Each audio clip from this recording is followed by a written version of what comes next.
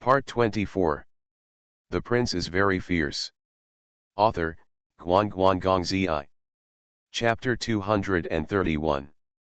Galloping on a rainy night, the horse's hooves stepped on the muddy official road, rain and cement splashed, and the road ahead could only be seen clearly with the help of lightning.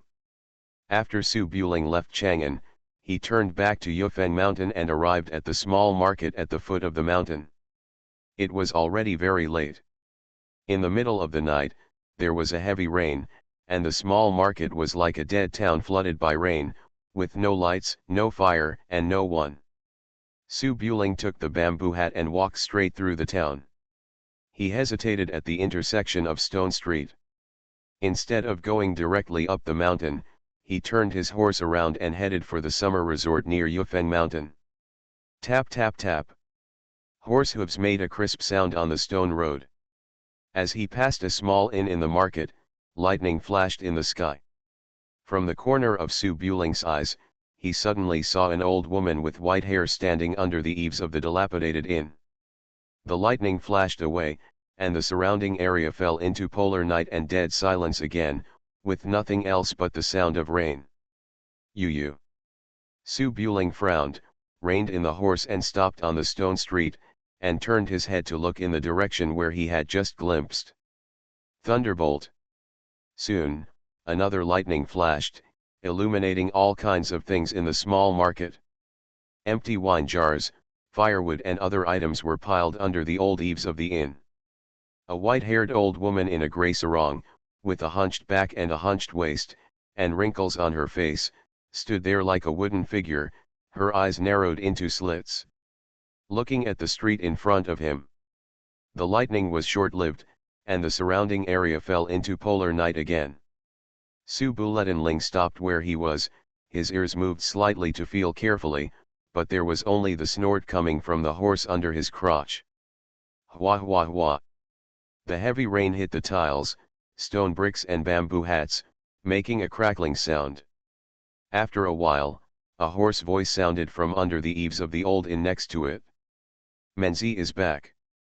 The voice was weak and somewhat slurred.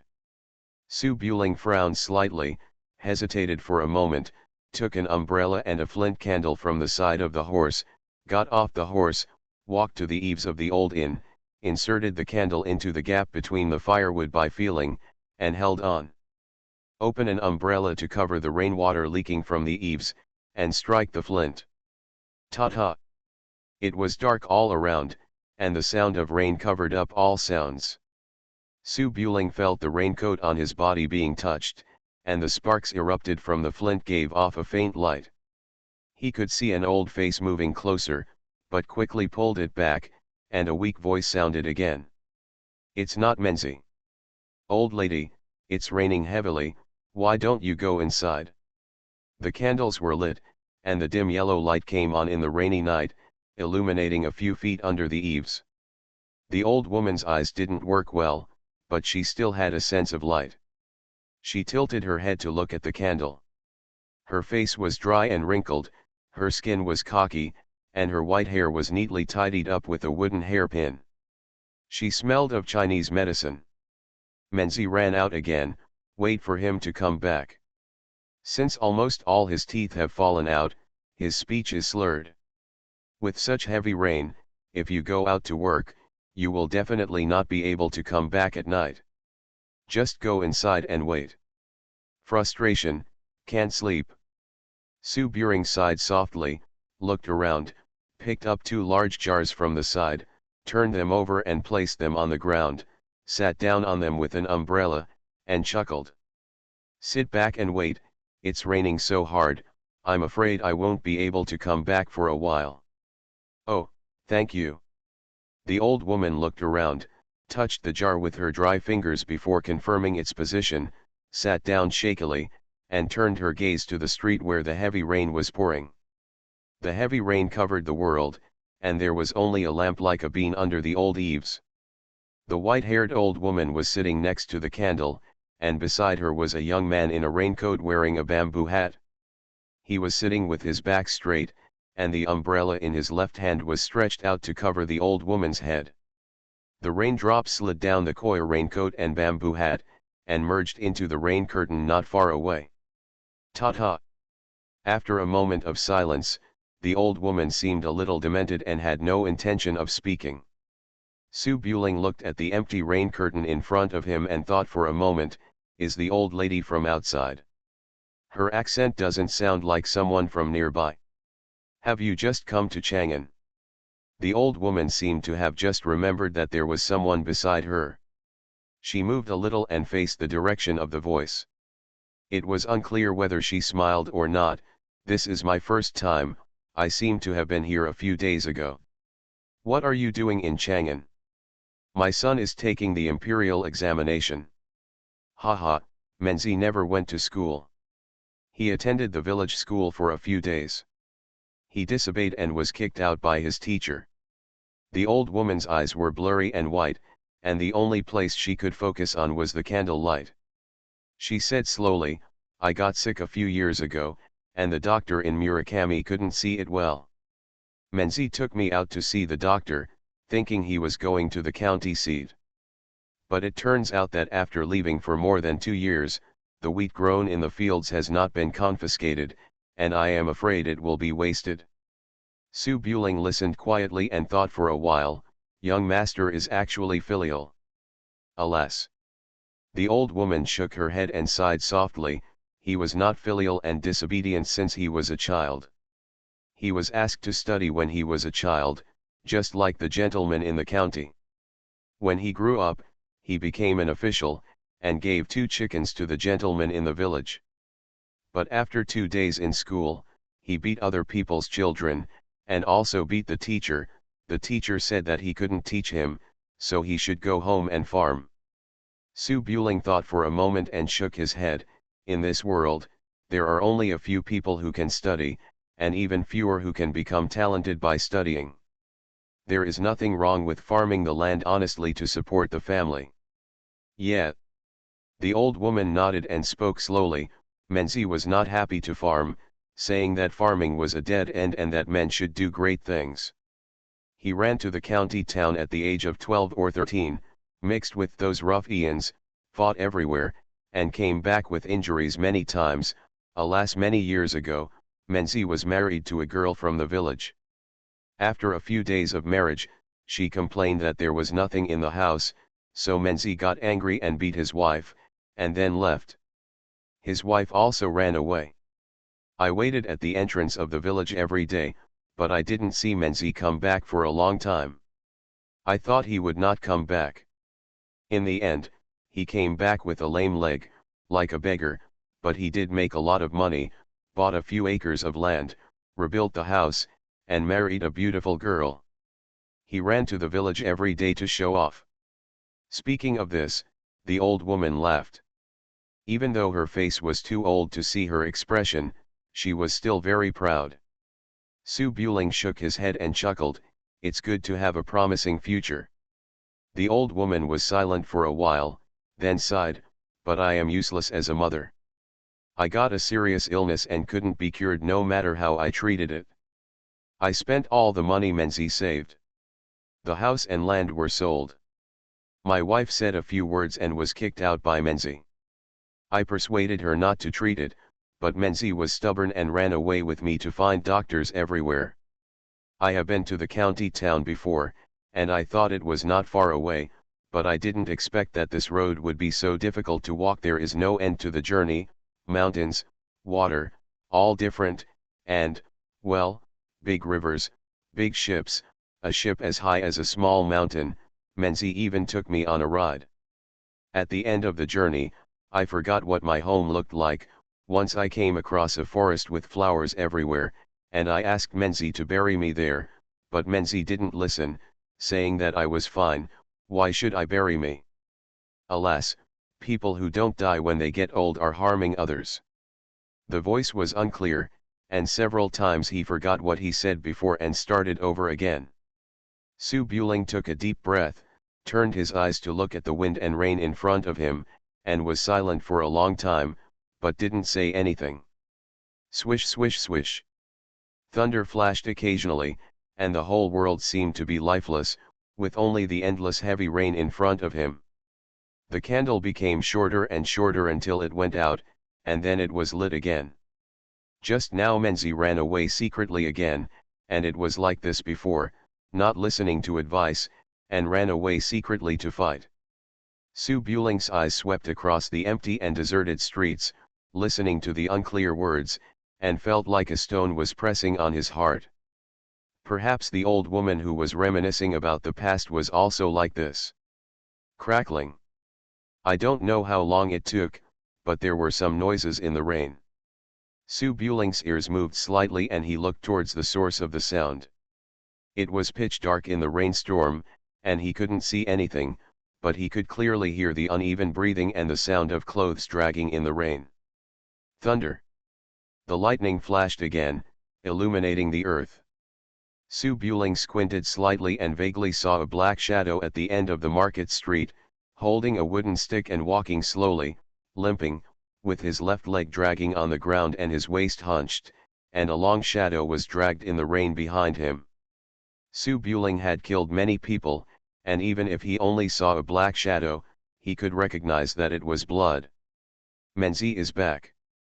The old woman noticed that Su Buling tilted his head, and he came back to his senses a little, and his turbid eyes looked twice in the hazy rain. Su Buling smiled and stuck his umbrella on the firewood pile, blocking part of his sight. Not yet, I'll go get some water. Oh, it's too late, you should go back early, I don't have to accompany you. Su Buling took a breath, turned and walked into the rain, walked quickly through the street based on his memory, and came to the black shadow just now. Hoo-hoo dash. The heavy breathing sound continued, the figure stopped in front of him, and a hoarse voice with blood foam sounded. Thanks, hero. Su Buling frowned, and based on the feedback of the sound of rain hitting the man, he determined the man's position, raised his hand and touched it, but his hand was full of warm blood. Are you Menzi? The shadow in front of him leaned on the stick and panted heavily. After a short silence, he chuckled with blood foam. Yeah, I took a job, and something went wrong, thank you hero for accompanying my mother. I sneaked away just now, thinking she was asleep. The lightning flashed, and the scene in front of him fell into his eyes, the black clothes were full of sword scars, several of which were pierced through. His left leg was tied with a strip of cloth torn from his clothes to stop the bleeding. He was also wrapped in cloth. It should be that he had just found some herbs and chewed them and reluctantly applied them. His face was pale. Su Buling raised his hand and rubbed his forehead, his eyes were a little annoyed. You have a family, why do you want to go to the rivers and lakes?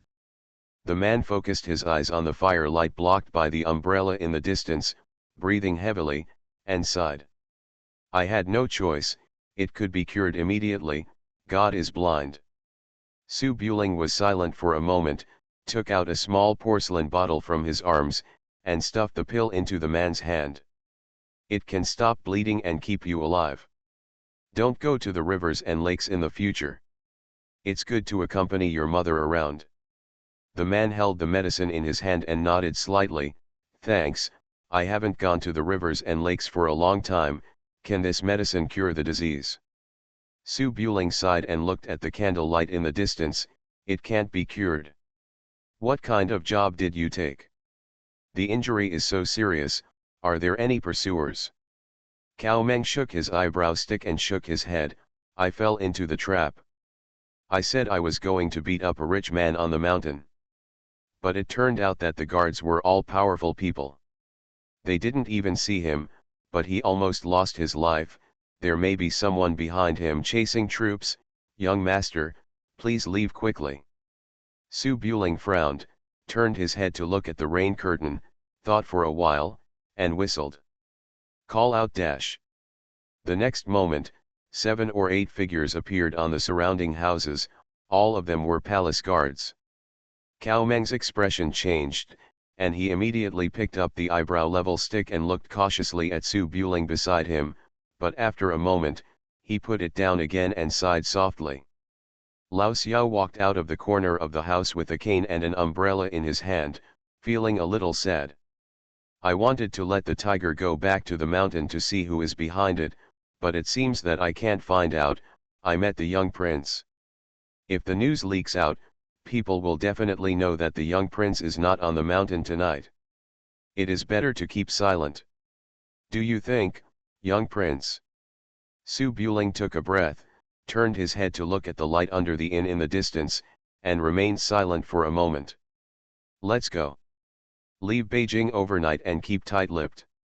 Cao Meng hesitated for a moment, then finally nodded, stuffed the elixir into his mouth, and walked slowly towards the inn in the distance with his cane.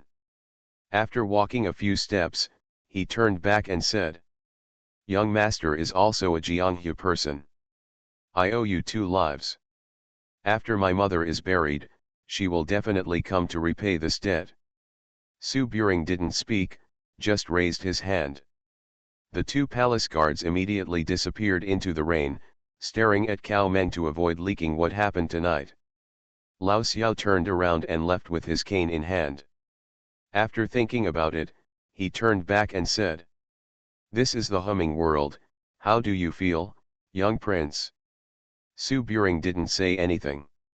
He raised his hand to slow down the horse, turned over, lightly lifted the horse's belly and galloped away. Lao Xiao shook his head, looked at Su Buling's leaving figure, and sighed softly. "Everything you do should be done with a clear conscience. We should treat everyone equally in the temples and in the marketplace. This is the way of chivalry, not the way of kings. The prince is very fierce." Author, Guan Guan Gong Zi. Chapter 232. Boom. Bursts of muffled thunder sounded like they were ringing on the roof of the summer resort. Because of the loud noise, the palace maids and maids were a little scared and hid early in the room. Big raindrops hit the lake water and lotus leaves. Thousands of koi fish disappeared without a trace, leaving only a few stubborn lotus flowers swaying in the wind and rain. There was a light on in front of the lakeside window, and the reflection of the mature beauty fell into the lake water, and was broken into pieces by the raindrops. "Hongluan, what are you looking at?" A light voice sounded in the large room.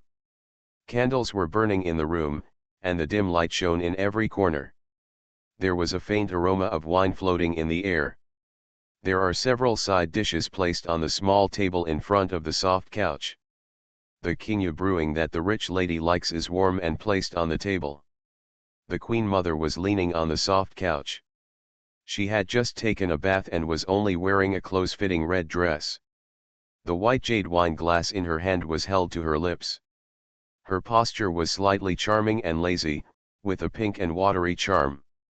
In front of the round window facing the lake, Mrs. Lu stood quietly with her hands folded on her waist, with 3,000 black hair draped on her back. Because she had just soaked in the hot spring with the Queen Mother, she was dressed similarly, except that her little coat was dark green and clinging tightly to her body. The waist is cinched, outlining the graceful curves, but also showing a bit of dignity and stability. After hearing the Queen Mother's words, Mrs. Lu came back to her senses. Kinkan's eyes were still staring at the Furong temple on the mountain in the distance. Lightning was flowing among the sea of clouds, as if they were right in front of the bamboo forest.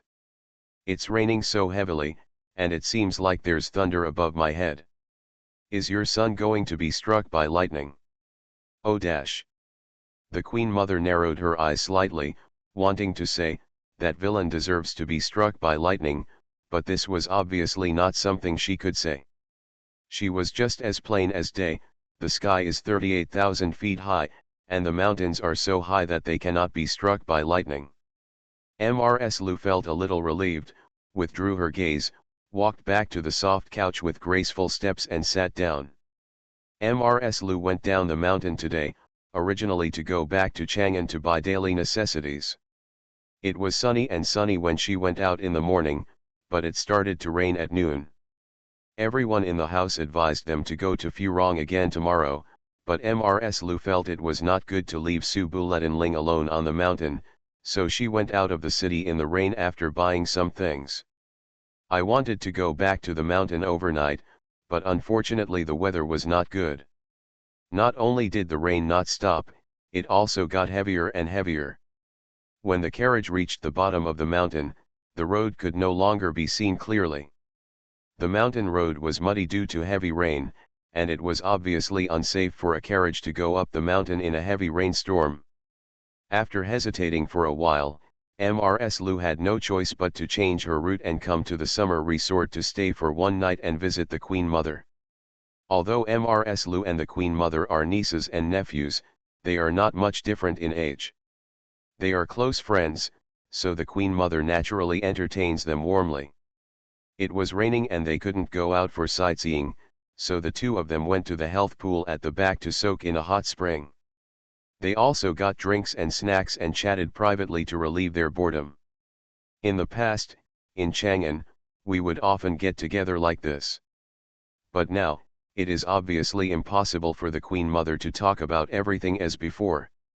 The candlelight is dim and the aroma of wine is pleasant. The Queen Mother leaned on the soft couch, her eyes always paying attention to every corner of the room, making sure that nothing that shouldn't be there appeared in the room, and she said absently. Ning Yuhi also lives in Furong Temple. She is the most beautiful woman in the world. Have you not been to someone else's house recently? Mrs. Lu picked up the wine glass and took a sip, frowning slightly. Master Ning has profound teachings and knows the truth. I am not an ignorant woman, how can I be disrespectful to her? The Queen Mother gave a faint hum, poured herself a drink, and thought for a while. I heard that a Wu Kuei was born a few days ago, and he is very powerful. This is obviously just looking for something to say. Mrs. Lu's eyes were slightly suspicious.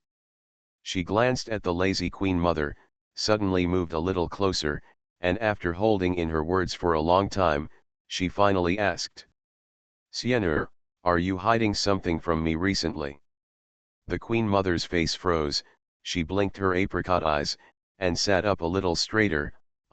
What can I hide from you? We have been friends for nearly 10 years and have talked about everything. You said so, I'm just too worried. Mrs. Lu pursed her lips, leaned on the carved soft couch, and looked at the Queen Mother up and down. We have known each other for 10 years, and I know your temperament very well. You will fight with me about everything, but you just don't like me. The Queen Mother glared, a little annoyed. Who are you talking about? Who doesn't want to see other people's kindness? Mrs. Lu waved her hand and said seriously, I don't blame you. You are different recently. You always avoid people when you go up the mountain to burn incense. In the past, you had to walk several times up and down the mountain, and Ning Yuhi, with your temperament, you have to talk to her for a few days, but these days, you are avoiding even me, locking yourself in the house and never leaving the door, like a young lady who has not left the house. You say it's okay, son, I don't believe it. The Queen Mother's eyes flickered, she picked up the wine glass and touched it to Mrs. Lu's hand. It's okay, just drink. The more she said this, the more suspicious Mrs. Lu became. She sipped her wine and looked at the Queen Mother's face and body. Also, your complexion has improved a lot recently. Your face is more tender than that of a girl in the 14th or 15th century. I haven't seen you use any rouge or gouache. The Queen Mother raised her eyebrows slightly. What? Sour? What happened to my natural beauty? Mrs. Lu looked slightly disdainful and turned her head to look away. But after holding it in for a while, she still couldn't hold it back. She raised her hand to touch her cheek and asked casually. Xian'er, you have liked to delve into weird things since you were a child. Have you figured out some ways to maintain your appearance and beauty, and secretly hide them without telling others? This is not a good habit. The Xiao family in Huainan regards the world as its own responsibility. How can you do this? Hiding something private? How could the Queen Mother not understand Mrs. Lu's thoughts? She sipped her wine and looked at her with a little contempt. You are married, not a little girl, and you still think about these things all day long. Aren't you ashamed? Mrs. Lu's face sank slightly.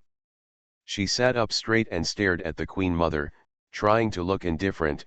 How could I think about these things?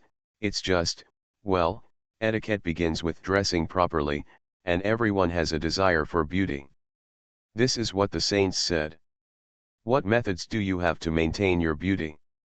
It's wrong to keep them to yourself. I want to ask what's wrong. The Queen Mother was actually quite puzzled as to why her skin was so moist recently and she didn't suffer from insomnia at night.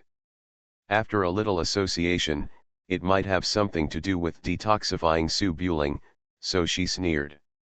Go find your precious Ling he knows everything, he is sensible and considerate, much better than Xiaoting.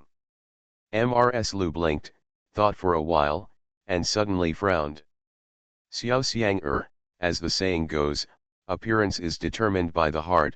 You are not gloating over Ling's misfortune, so. Pa.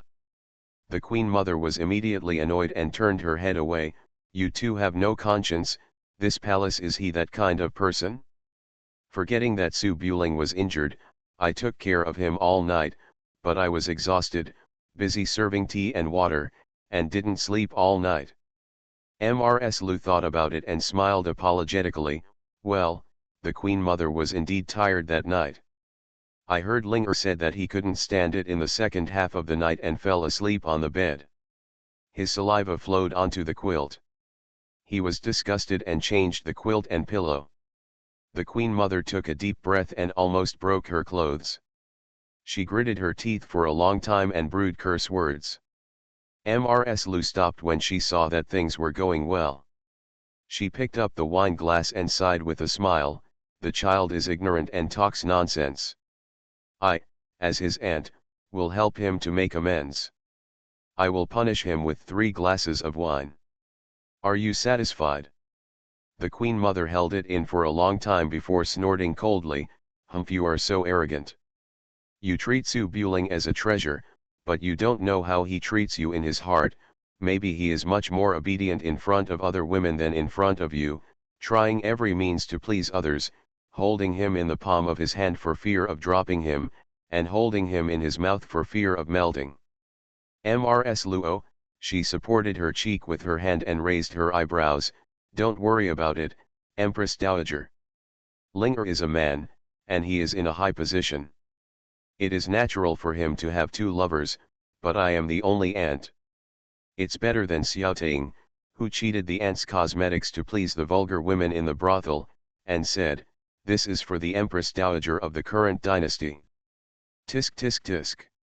The Empress Dowager's face turned green with anger. If she didn't dare to say it, she would have to reveal what Subuling looked like on her. It's really too much. Mrs. Lu sipped her wine and felt much more comfortable. She continued to fan the flames. Do you want me to go back and tell him, and then hang Xiaoting up and beat him? The Empress Dowager has taught him for so many years, and he has become like this. I, as his sister-in-law, can't stand it. Lu Hongluan. The Empress Dowager had a cold face, as if to say, try to say it again. Madame Lu leaned on the couch with a smile and raised her eyebrows. What's the matter? The Queen Mother was so angry that her eyelashes trembled slightly.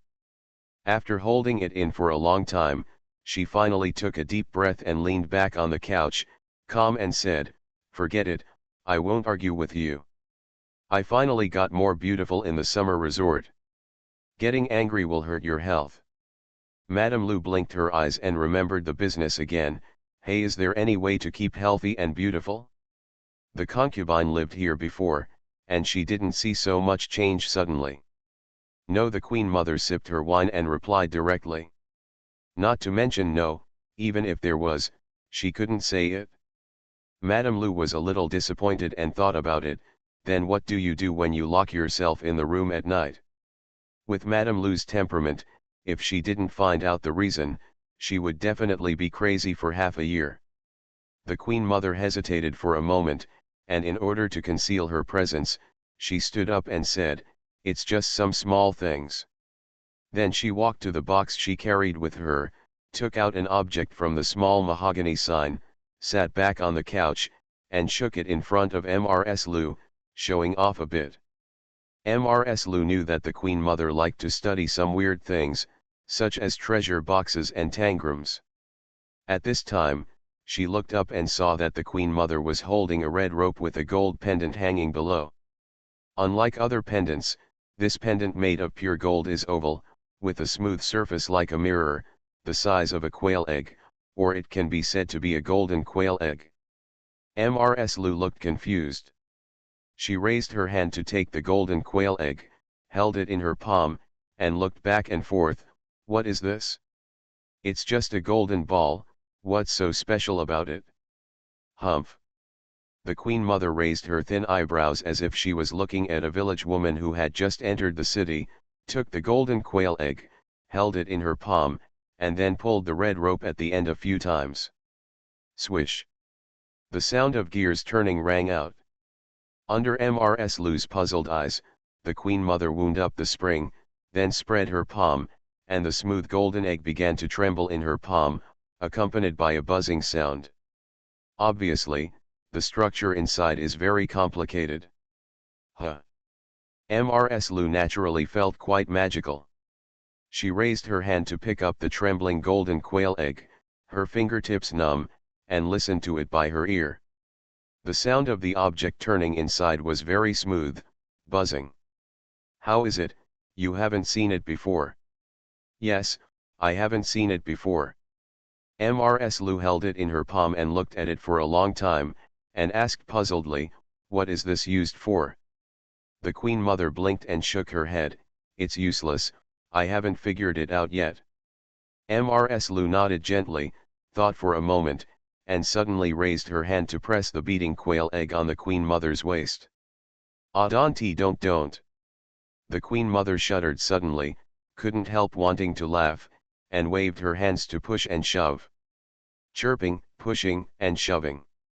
The thunder and rain continued until late, and the frolicking and fighting did not stop until the middle of the night, when the sake was finished.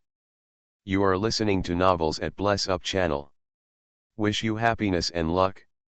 Please subscribe to receive new novels. How do you feel about this novel? Please like and leave a comment. The Prince is very fierce. Author, Gong Zi. Chapter 233. The rustling rain hit the eaves of the corridor. Occasionally, lightning flashed, and a black shadow could be seen quickly approaching the lakeside of the summer resort. It was silent, and the nearby guards and secret sentries were unaware of it. The mountain market is not far from the summer resort, about a mile away. When Su Buring arrived at the summer resort, it was already around 1 or 2 o'clock in the evening. All the maids had gone to bed, and the lights were still on in the gorgeous room facing the lake. After landing on the observation deck, Su Buring walked outside the door of the Queen Mother's room and listened. Huh. 2 soft breathing sounds were faintly visible. 2 people. Su Buring blinked and just passed Chiao Yi's room. Chiao Yi was clearly in the room, so why were there 2 people, who also sounded like a woman, and sounded familiar? Su Buring hesitated, opened the door and quickly closed it. The air is mixed with the faint aroma of wine and the unique fragrance of Aunt Lu. Su Buring froze, turned around and was about to go out, but before he could move, he heard a few more woo, and the sound of Roland's breath was sweet, as if Aunt Lu and the Queen Mother, aren't they polishing mirrors? How can this work?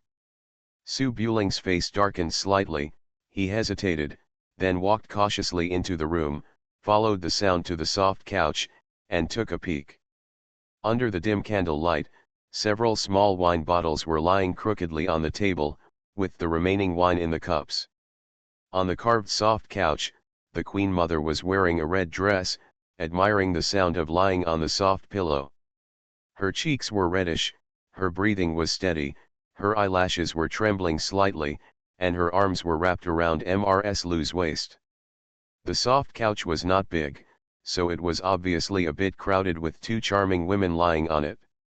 Mrs. Lu behaved as always, lying on her side next to the Queen Mother, using the Queen Mother's shoulder as a pillow, squinting her eyes and breathing softly. She was holding something in her hand, with a red string sticking out between her fingers. She might have felt a little warm after drinking wine. Unbuttoned a few cloth buttons on the placket, revealing half a peony flower. Su Buling blinked, looked around, untied his raincoat and bamboo hat and placed them on the table. He walked lightly to the soft couch, squatted down and took a closer look. Judging from the expressions on their faces, the two of them drank more. The Qingyu brew produced in Zhuangyuan Street has a light floral aroma and is popular with wealthy ladies, but its stamina is much greater than that of fruit wine. The two of them drank 4 or 5 bottles. I guess it's all broken into pieces, otherwise I wouldn't be able to sleep here. Aunt Lu. Su Buletinling called out. Mrs. Lu reacted, her eyelashes trembled twice, she rubbed her cheek on the Queen Mother's shoulder, and then there was no sound again. The Queen Mother hugged her a little tighter, and murmured in a deep sleep. Brother Ling. Su Buletinling turned his head and looked carefully, shook his head in amusement, thought for a moment, took away the Queen Mother's hand, put his arms through Mrs. Lu's legs and ribs, and picked her up with a slight force. Snap! The little golden egg fell on the carpet and made a slight sound. Mrs. Lu's hair and arms were hanging down, she was not wearing embroidered shoes, her feet were swaying gently in the candlelight, and there was no sign of waking up. Why have I lost some weight?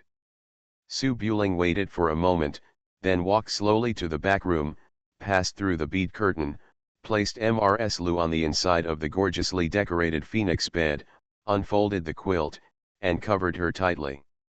Mrs. Lu has always been sleeping well. After touching the pillow, she resumed her lying position and lay quietly on the inside. Su Buling turned around and walked to the soft couch, picked up the golden egg on the stall and looked at it for a few times, then leaned over and hugged the Queen Mother as usual. Woo! The Queen Mother might have had more alcohol, so she was not that drunk. She picked her up and opened her eyes slightly, glanced at them and closed them again. Her hands naturally wrapped around Su Buling's neck, and her face was buried in Su Buling's. On Ling's shoulders, he breathed like orchid. It's detoxifying again, Hongluan seems to be. If you don't detoxify, go to sleep over there and be careful of catching a cold. Su Buling comforted her softly, walked slowly to the curtain, and placed the Queen Mother next to Mrs. Lu. He wanted her to lie down, but found that the hand on her neck would not let go, and she deliberately pressed her face against him, drunk. Whispering words. It's so uncomfortable, Brother Ling. Su Buring looked at Mrs. Lu next to him. Even though he had always had a quiet temper, his heart was going up and down like a roller coaster, and he said softly. I feel more uncomfortable than you, be honest, baby. Woo. There was a hint of displeasure on the Queen Mother's delicate cheeks. She shook her head indifferently, opened her eyes a little, turned her head, and even raised her hand to pat Mrs. Lu twice. You go. Su Buring was startled, and quickly held the Queen Mother's hand and moved closer. Don't make trouble, baby, be good. I don't, she bullied me, it's your aunt who's great, I'm the Queen Mother, helping you detoxify. I know. Su Buling came over with some regret. He leaned over and hugged the drunken Queen Mother and patted her back gently. He raised his eyes and took a look. Aunt Lu was patted twice and frowned a little dissatisfied. Maybe it was because of the sound. Turning over and facing this way, he whispered softly. Your Majesty. What do you mean, sleep on you? The Queen Mother, half asleep, still made a dignified and majestic appearance and lectured. Mrs. Lu snorted faintly, it's none of your business, your child is mine. Su Buling's scalp was numb. He didn't expect that the two could still quarrel in their sleep. He couldn't say anything, so he had to pry open the fingers that were tightly clenched on his clothes and cover the Queen Mother with the quilt. The Queen Mother seemed to have noticed that Su Buling wanted to leave. Her face became more and more dissatisfied. She held Su Buling's fingers, arched her instep and rubbed it on the quilt for a few times, and said in a resentful voice, "Don't go, the poison has not been detoxified yet." Su Buling stood by, opened his mouth, coughed lightly, and looked back and forth at the two people's faces. The rain curtain rustled, and a thunder suddenly sounded. Mrs. Lu shivered slightly, buried herself a little deeper in the quilt, and tried to stand up in a daze, but she softened after a slight movement, muttering anxiously. "Thunder, Linger is still on the mountain."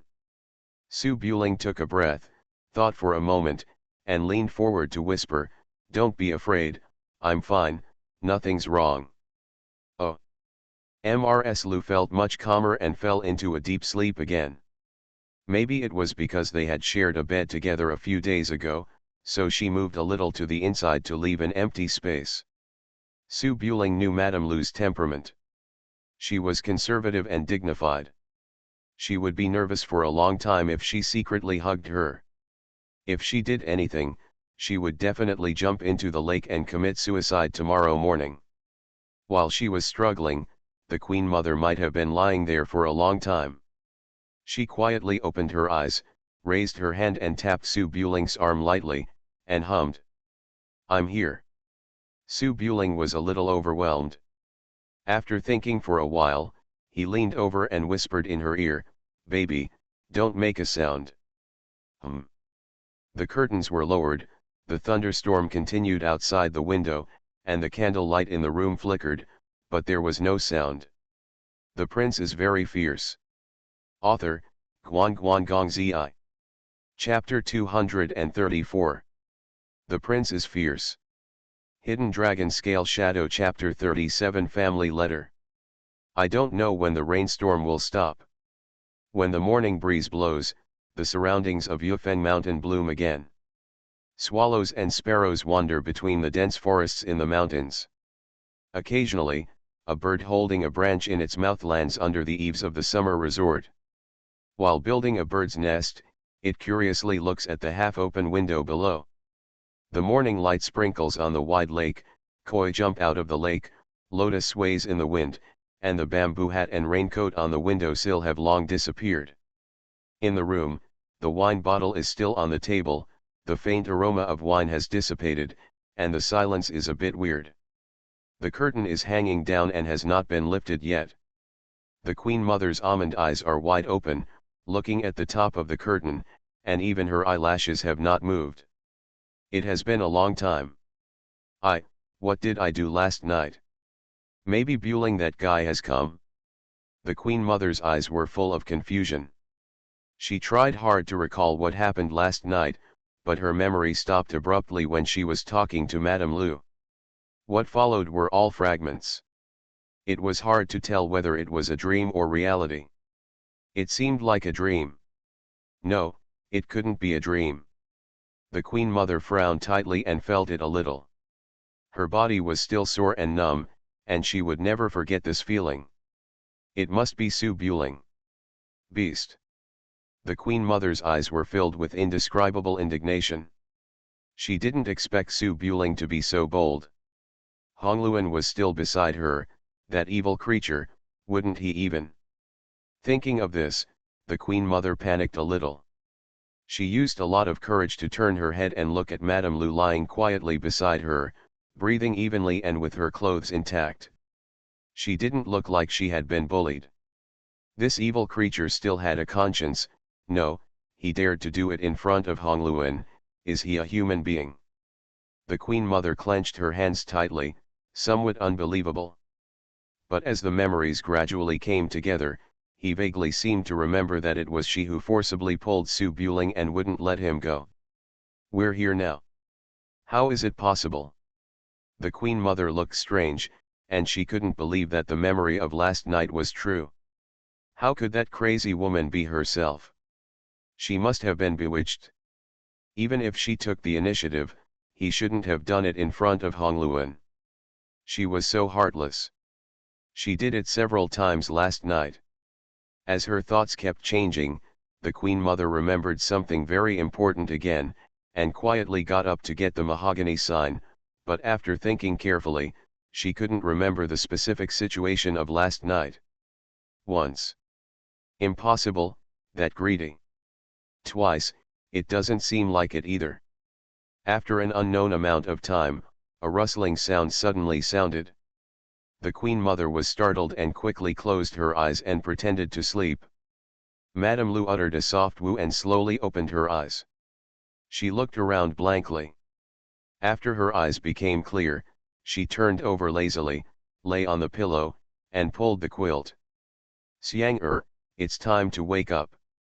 The Queen Mother's heart trembled, she closed her eyes, and after a while, she slowly opened them, took a breath, and pretended to have just woken up. It's dawn. Mrs. Lu squinted her eyes and said thinking a little. Why do you sleep here, did you move me here? 3800. The Queen Mother's face was stiff, and she thought for a while, yes, you were drunk last night. I remember to lie down first. I woke up in the middle of the night. The Queen Mother didn't dare to say more, and didn't stay in bed anymore. She turned over and said. It's sunny now, let's go up the mountain quickly. Mrs. Lu was still a little sleepy, pursed her lips, and suddenly laughed again. Xiang did you have a strange dream last night? The Queen Mother, who was looking for shoes, stiffened slightly and blinked. What dream? Nothing, I just seemed to hear you humming, just like those unruly maids, he. Phew dash. The Queen Mother's face flushed, but she didn't dare to say more, and ran out in a hurry. Mrs. Lu thought carefully, but she couldn't remember the scene last night. She seemed to hear Linger's voice faintly, and hugged her and rubbed her. Mrs. Lu blushed, secretly spat, and thought, Linger is on the mountain, how could she come here, it seems that she drank too much yesterday. The bamboo sea swayed gently in the wind, and the rustling sound of bamboo leaves was like the sound of a zither. Su Buling, who had finished his work and left, sat in a wheelchair in the bamboo forest, holding a pen and grinding it. He had been thinking for a long time, but the scene of last night kept flashing in his mind, disturbing his mind and making it difficult to write. He experienced a lot of things yesterday, and everything was under control, but the last thing was obviously a bit too much. The land of gentleness is the tomb of heroes, it is really not a joke. He ran to the Queen Mother's room at night, and was held by the Queen Mother's baby and not allowed to leave, but he didn't know why he obeyed. Madame Lu was still beside him. Su Buling had always regarded Madame Lu as a family member. Madame Lu was actually younger than him, so how could she really regard her as an elder? It could be said that it was love between husband and wife, and the secular barriers were in front of him. He didn't care that Madame Lu cared, which was obviously a bit disrespectful. But it seems that this is not the first time that he has secretly taken advantage of Aunt Lu. In the gentle morning breeze, Su Buling coughed lightly to clear the distracting thoughts in his mind. He dipped the Mobayi wolf hair brush in the inkstone, raised his hand and brushed his sleeves, brewed for a while, and wrote. Father, I am doing well recently, don't worry. After Su Buling came to Chang'an to study, he was always cautious because the mastermind behind the ambush on the Wei River had not been found, and the same was true for Su Wangsuyu. In order not to alert the enemy, Prince Su pretended to be at ease and handed Su Buling over to the emperor to take care of him, so as to avoid being criticized. When they exchanged letters, they also went through the official post station, without any intention of concealing anything. It is not necessary to guess that the contents of the letters have been checked. Now that the dragon-locking poison has been solved, his life is no longer in danger, but this news cannot be made public. If his poison is completely cured, the layout of the Zheng against him will inevitably change. He can only pretend to be recovered 20% by drinking detoxifying wine so that he can keep a trump card that can reverse the situation and the ability to escape from Chang'an when he is dying. Su Buling is acting in the capital, and Prince Su must say hello. Otherwise, if he pretends to be poisoned, Prince Su will really lead the Iron Cavalry across Jianyang Pass, and the fake play will become real. Shashasha. The tip of the pen scratches the rice paper, making a slight sound. Su Buling carefully wrote down his physical condition and his guess about the person behind the scenes, and finally added a sentence: "Don't worry about your life or death, think twice before doing anything," and then closed the paper. The reason for adding this sentence is that Prince Su really rebelled because of him. Under the current situation, he might be able to reach Chang'an and kill the emperor, but he couldn't destroy the Song family. When the new king brought the 6 princes to suppress the rebellion, the small 12 states in the northwest could not stop it at all. Except for venting his anger, it was meaningless to the overall situation, but it played into the opponent's hands. Sleeping on straw and tasting gall, planning before taking action, go far more than rushing to the top in anger. After writing the letter, Su Buling picked it up and read it for a few times. He was silent for a while, and then looked towards the northwest. That was his home. He had been in this world for nearly 2 years. His past and present lives had already merged, but he had never really seen it with his own eyes. He could only stay in the cage of the thousands of streets of Chang'an City and be nervous. Speaking of it, he really missed it a little. The prince is very fierce. Author, Guan Zi. Chapter 235. The Crown Prince is very fierce. Chapter 38 of the Hidden Dragon Scales, a pot of wine. Tiger among the flowers. Tiger. Tiger. The sky-shaking horn, like thunder and iron hooves, resounded on the edge of the thousands of miles of yellow sand. The majestic city lies on the Gobi Desert, the crosswind sweeps the king's flag hunting, and the endless luo and horse teams stretch to the end of the sky. Suzhou City is a new city built less than 60 years ago. It is the capital of the entire northwest and the last big city on the edge of Yangyang Daiyue map. 500 miles further west is Yumen Pass. There is a spring under the city, and its water is like wine. This place has also been called Jiquan since ancient times. It is located at the hub of the Hexi Corridor, the lifeline connecting the western regions and the central plains. It used to be outside Jianyang Pass, the gate of the Central Plains dynasty, until in front of Jiazi. Only then was King Sulai opened up wasteland and gnawed it down. It was April, and the sun was already scorching over thousands of miles of yellow sand. Thousands of horses galloped across the yellow sand. Even though they were several miles away, the caravans on the official road were still intimidated by its momentum. They bowed their heads, not daring to show any arrogance or dissatisfaction under the glances of the city gate guards. The population of Suzhou City is not as large as that of Chang'an, and it does not have the elegance of the Jiangnan water town or the thickness of the hinterland of the Central Plains. It is like a barbarian wrapped in animal skins, holding a big knife, sitting on the street and munching wine and meat. He cannot enter the elegant hall of literati and ladies. Even jokingly called a rough man, but whenever war tears apart the bead curtains and powerful enemies step into the house, it is such a barbarian who can give people a sufficient sense of security. This is Suzhou. Thousands of miles of yellow sand are like the sea, and thousands of horses are galloping like the waves. Just outside this rough and heroic city, there is a little bit of colorful green, the river is gentle, the grass is long and the orioles are flying, and the sea of flowers everywhere is incompatible with the surrounding scenery, as if she is a well-educated lady. Fell into the bandit village. This sea of flowers, where no outsider can step foot in, has a name that is incompatible with the scenery, called Little Sword Sea. It comes from the fact that the ancestors of the Lu family in the East China Sea sank into the sea with a sword on the Beichi cliff and established the clan. Therefore, the Lu family in the East China Sea is also known as the Lu Chenjianhai, and Princess Su grew up there. In early summer, April is the time when hundreds of flowers are in bloom. Among the sea of colorful flowers, a small wooden house is peacefully located. Wind chimes are hung at the four corners of the wooden house. The northwest wind never stops, and it always makes a soft sound of ding ding dong dong. The wooden house has been around for some time, but it is as clean and tidy as new. There are wooden horses, a big bed, a swing, etc. inside.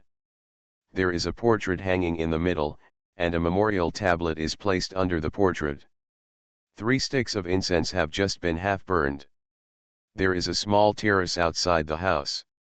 2 empty deck chairs are placed on the terrace. There is a cradle in the middle. There are also wind chimes hanging on the cradle, but they are tied up with red ropes. They must be ringing all the time to keep the baby in the cradle from sleeping. That's why I thought so. Everything is the same as it was many years ago, but the past has long since changed. At the edge of the terrace, a man in a python robe was sitting lazily with his elbows on his knees. He had peach blossom eyes and sharp eyebrows. He was holding a green wine gourd in his hand, which was originally a pair with the vermilion wine gourd. In terms of body shape, he is somewhat similar to Su Buling, but the man has a head full of white hair tied between golden crowns, and the wrinkles accumulated over time cannot be hidden in the corners of his eyes. His temperament does not have the sharp edge of Su Buling, only the vicissitudes of life. Of indifference and tranquility. Hoo-hoo. The crosswind swept through the wooden house and set off ripples on the sea of flowers. As the master of this world, the man only focused on the small area beside him, where there was a pair of embroidered shoes. In the place of the embroidered shoes, there should have been a very heroic heroine, sitting here in the same posture as him. At this time, there was only one person left. No matter how beautiful the sea of flowers was, it seemed to have no meaning.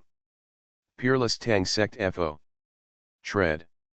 The sound of footsteps came, and an old man in a robe walked over among the flowers. He had a straight knife hanging on his waist and a letter in his hand. He walked behind the man and nodded slightly. "Your Majesty, there is a letter from the Crown Prince." Su Wang Suyu recovered from his past thoughts, raised his hand to take the envelope, opened it and glanced at it. The old man in military robes was called Lao Yu by the people of Prince Su's mansion. Together with Lao Xiao, he was known as the 2 gate gods of Prince Su's mansion. People in the world liked to call him Yu Julu. He attacked and defended with Lao Xiao, and the attackers stayed. By King Su's side, he was guarding Su Buling. Lao Yu was not as talkative as Lao Xiao, he just stood behind and waited quietly. Su Yu read this short letter for a long time.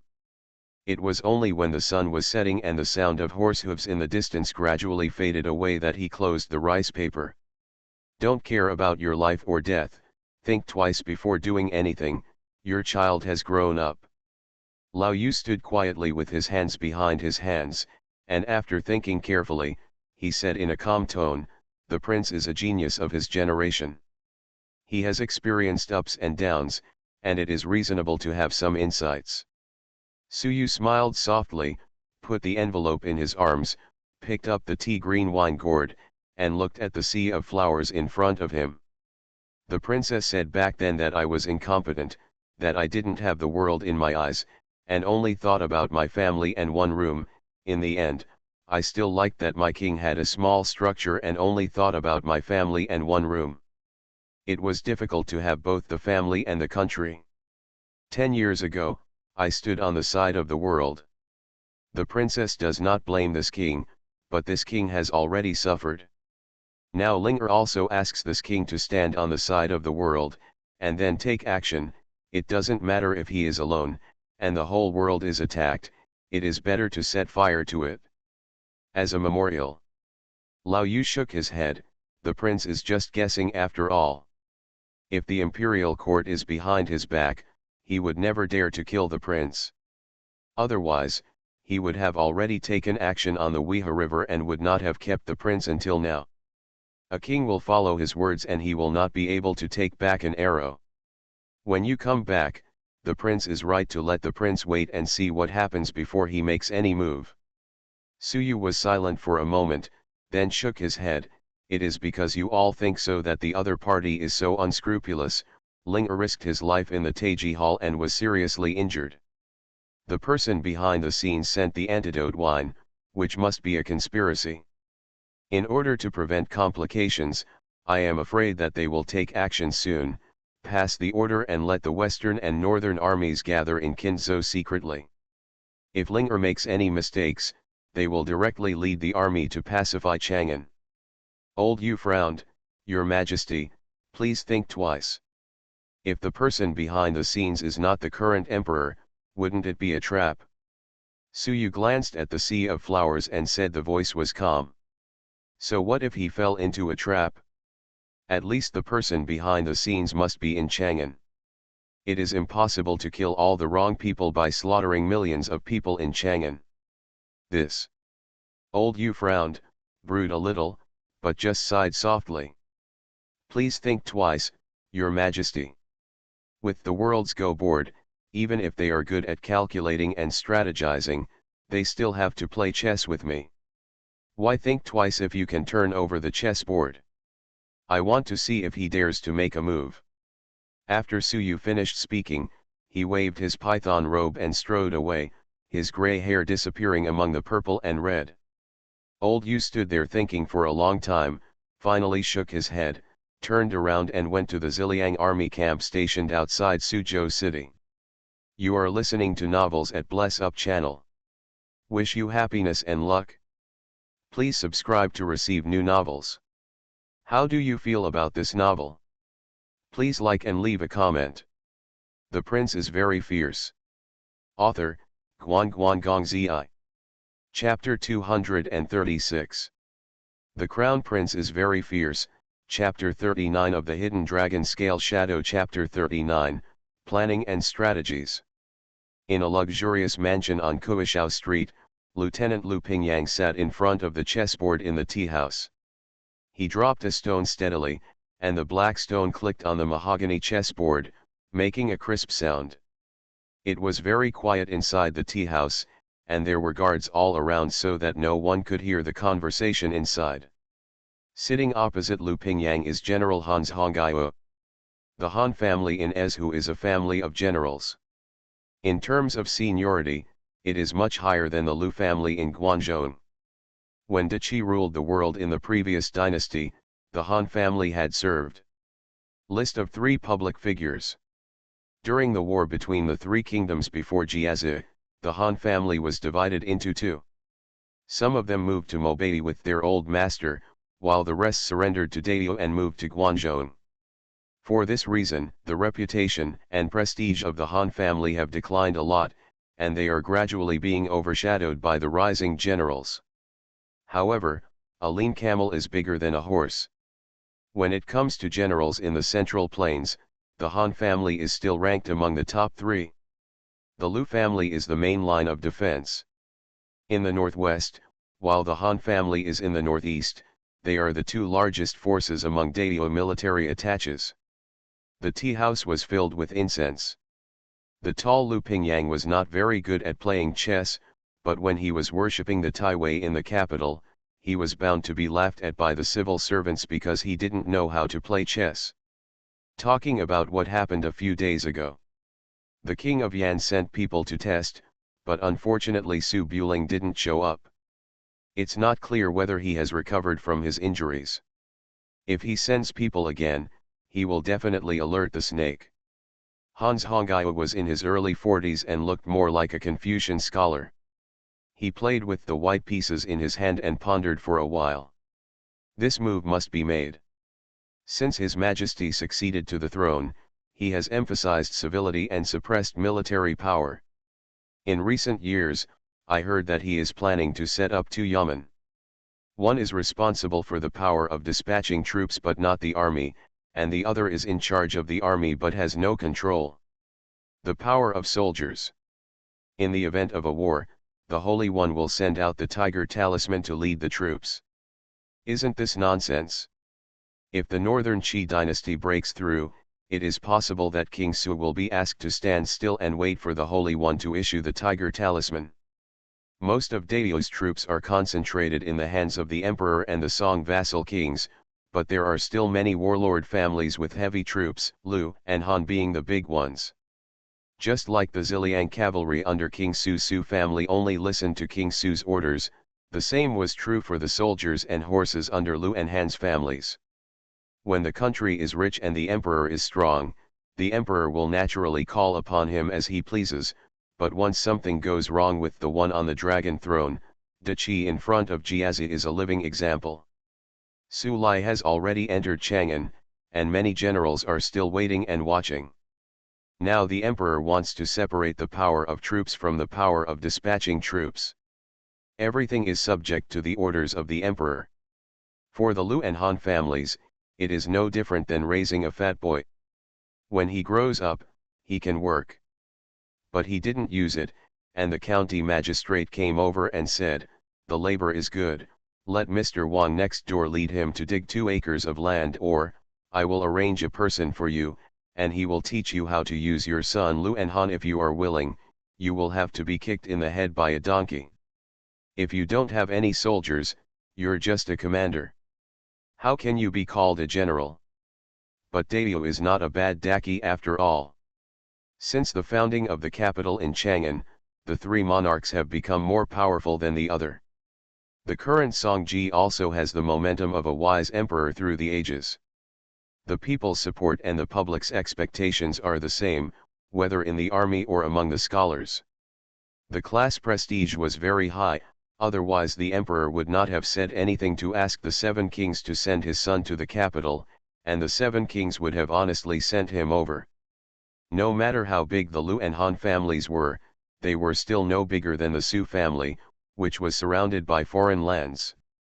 Naturally, they did not dare to openly oppose the emperor. Lu Pingyang thought about it for a moment. The king of Yan has great ideas and has been building an army since he was a child. It's a pity that he was unlucky and was not taken seriously by the late emperor. His reputation in the capital has always been very high. Hans Hongai raised his hand and shook his head. "It's useless to say this, no one else can do it, let's talk about business. If we send people to test again, we will definitely alert the snake. Su Buling has the title of King Kui, and there are many people in the market who are jealous. If you don't spread some rumors and get a few stupid young people to come to your door and deliver the post, and the words are ugly, I don't believe in Yi's temper. If he recovers, he will hide it and refuse to answer." Lu Pingyang thought for a moment. "This is a good idea, let's go make arrangements." A few days ago, Zhang Xiang from the Criminal Investigation Department was knocked in by a knight from the Jianghu at home. I heard that it was Zulu, the top concubine of the 10 martial arts, who was conferred by the Holy One. The queen is injured. If you go to the market and spread some rumors, let's say that 10 years ago, Iron Eagle hunted a deer and broke Taketo's backbone. Even the chief officer of the Criminal Investigation Department looked like paper. It can be regarded as an injustice to Taketo. The treatment creates momentum. Hans Hongai nodded, and after playing a game of chess, he stood up and left the tea house. Yufeng Mountain, Furong Temple. Since that night on the 3rd day of April, Su Buling has not gone out again. After sending a letter to King Su, he rested his body in the bamboo forest and waited for the Queen Mother to come to deliver the antidote. Although the Queen Mother was also drunk that night, she had some memories. Naturally, she did not go up the mountain to ask Su Buling for an explanation the next day. According to the past rules, she probably had to lie in the house for 2 days to recover before going up the mountain. After all, she came to the capital. If you come here, you won't be able to escape, and you will definitely suffer more if you go up the mountain. The Queen Mother is very clear about it. On the other side, Mrs. Lu's drinking capacity was not good, and that night was indeed broken. She did not remember the baby eating her grapes. Although she heard some faint sounds, she just regarded it as a dream. Mrs. Lu dreams about Su Buling every night, and there is nothing strange about this. Instead, she is worried about another thing, maintaining her health and appearance. Madame Lu and the Queen Mother have known each other for many years, and as a woman, she is most sensitive to the Queen Mother's subtle changes. As she watches the Queen Mother become more and more intelligent, her heart is naturally unbalanced. She lives in Yufeng Mountain. Why is it that she is the only one who has the Queen Mother? Feeding people? Although she has been married and widowed, there is no woman who does not love beauty. Madame Lu is not old, but worrying about aging and losing beauty is a problem that women worry about from the age of 16 to 60, so how can she not care about it? She usually has nothing to worry about except Su Buling. After returning that night, she has been thinking about this matter. The Queen Mother refused to say it, so she could only think about it herself. Speaking of health preservation and beauty, the best ones are naturally Taoists who practice Taoism. Many methods and elixirs are developed by Taoists. Madame Lu was bored in the house for 2 days. She wanted to find the masters of Furong Temple, but the Taoists in Furong Temple are all men, so it is not good to ask these questions, so she turned her attention to Taoist Ning, who sat in the bamboo forest all day as a fairy. The most beautiful woman in the world. That white face. Her whole body is very white, and there is no flaw in every aspect. Maybe it has something to do with being a Taoist. With this thought, Madame Lu could not sit still. They are all women, and Taoist Ning is a monk, so he should not laugh at her. After hesitating for a few days, Madame Lu brought some fruits and vegetables she had just brought from the palace and ran to Ning Yuhi's bamboo house to ask for advice on how to maintain her health and beauty. The prince is very fierce. Author, Guan Guan Gong Zi. Chapter 237. The climate on the mountain is fresh and there is no noise from the market. The white clouds seem to be within reach, and you can calm down and gather your energy without any deliberate effort. Therefore, most people who live in seclusion are in the mountains. There was a gentle breeze in early summer. Not far from Su Buling's house, there was a small bamboo house located in it, surrounded by green bamboos. It was quiet and pleasant. Ning Yuhi is a Taoist priest. He has been in Changqingguan for 10 years, so he can naturally endure loneliness, or he is used to it. Ever since I came to Furong Temple with Su Buling, I have taken root in this bamboo house. Except for the occasional practice of swordsmanship with Su Buling and a cup of tea, I have never gone out or seen guests, and I have almost no sense of existence. At this time, Ning Yuhi was sitting cross-legged in the tea house, wearing a black Taoist robe, with his eyes closed and his back straight. Because there was no strip of cloth tied on his chest, the Taoist robe that was originally full of immortality looked a bit lewd, but Qing Xiu had no one disturbs me, and all I can appreciate are the occasional butterflies flying by. Tread. The palace boots stepped on the bamboo leaves in the forest. Mrs. Lu, who was wearing a dark green palace skirt, walked slowly to the open space outside the bamboo house. An emerald hairpin was inserted sideways on her head, and a vermilion food box carved with auspicious animals hung on her arm. Dignified and mature, it is like an extra beautiful peony in the bamboo forest. Ning Yuhi was extremely skilled in martial arts and had already noticed someone coming. He opened his eyes and nodded. Mrs. Lu. Taoist Master Ning. Mrs. Lu bowed and returned the salute, walked into the bamboo house, sat sideways on the futon next to Ning Yuhi, and put down the food box in her hand. Dao Zhongning protects your child every day, and teaches and teaches. It's been really hard these days. You are your master, but I, as an elder, don't have a good time to entertain you. Monks are not close to meat and fish. They just arrived from Lingnan. I brought some fruits to you, would you like to try them? Ning Yuhi took a look and said with a smile, Mrs. Lu is interested. Mrs. Lu currently thinks that all Taoist priests are like outsiders, so her eyebrows are still a bit awkward. She was silent for a moment and said, I just came here to take a look. I heard from people in the market that Taoist disciples can live forever and have eternal beauty by cultivating the Taoist section. Is it true? Ning Yuhi shook his head and thought about it for a moment. Meditating and practicing meditation can indeed prolong your life and maintain your beauty. Immortality is just a popular saying. In my opinion, Taoist priests are not that magical, maybe it's my practice. Because it's not deep enough, I only entered Changqing Temple 10 years ago and became a monk halfway. Oh. Mrs. Lu pursed her lips, sat a little closer, and said with a smile, anyway, what those people said was amazing. They knew 500 years before and 500 years later. Ning Yuhi smiled helplessly. Taoist priests are also different. The Quanzhen sect that I practice is not allowed to practice astronomy and star divination, so it does not teach fortune telling. The people at Longhu Mountain are good at it, but I learned some secretly myself. This time I came here Chang'an. Before leaving, I made a fortune telling for myself. The hexagram is, the trapped dragon turns into rain. Don't watch it, it's hard to look back after watching it. It means, the trapped dragon encounters the rain that nourishes all things, and is about to take off for 9 days. Don't look at it, you won't be able to look back. On the way here, I paid special attention, but I didn't even see a snake, not to mention dragons, haha.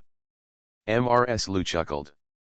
She didn't know how to chat with the Taoist priest. After hesitating for a while, she simply asked directly, the Queen Mother often comes to Furong to watch these days. I see that the Queen Mother's complexion has improved a lot. It seems that she used something. There is a special method, but I can't explain it. Master Ning's method is profound. Does he know it? Ning Yuhi blinked. In fact, she also noticed that the Queen Mother she met in the Song family courtyard and the Queen Mother she met recently were completely different people. It's just that she had few opportunities to see the Queen Mother, and she couldn't explain why, so she shook her head. It's miserable in the deep palace. Maybe it's because I came out to relax and feel better. Mrs. Lu thought for a moment and shook her head.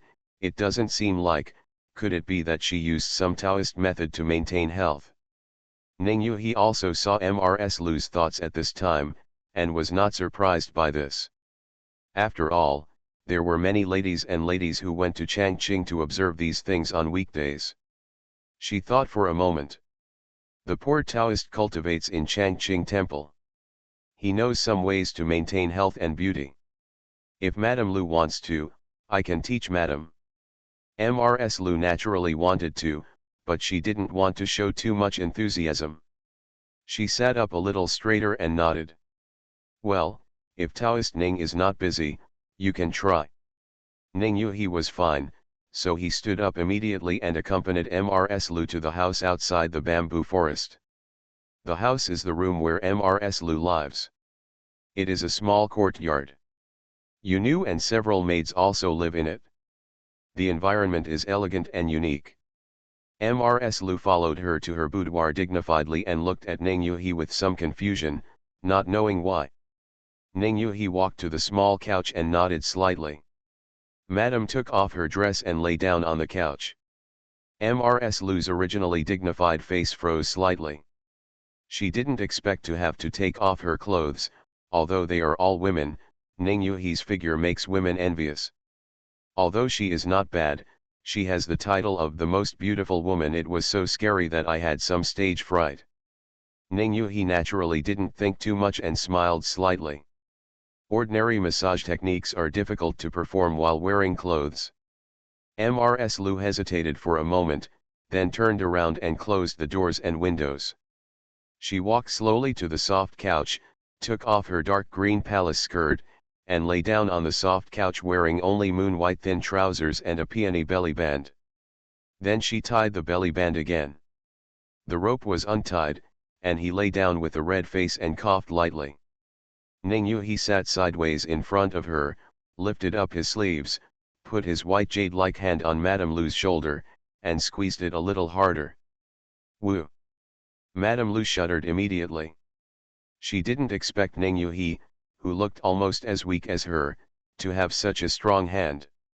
Her shoulder hurt, and she couldn't help but say softly, "Master Ning, be gentler." "Madam, bear with it. If you sit for a long time without moving, your blood circulation will definitely be blocked. You look fine when you are young, but you will get sick easily when you are old. There is no harm in massaging and correcting bones. I know my limits, so don't worry, madam. Madame Lu frowned. She was born in a noble family and had never done heavy work since she was a child. As for injuries, it goes without saying. Even if the embroidery needle pierced her finger, it would make the maids worry for a long time.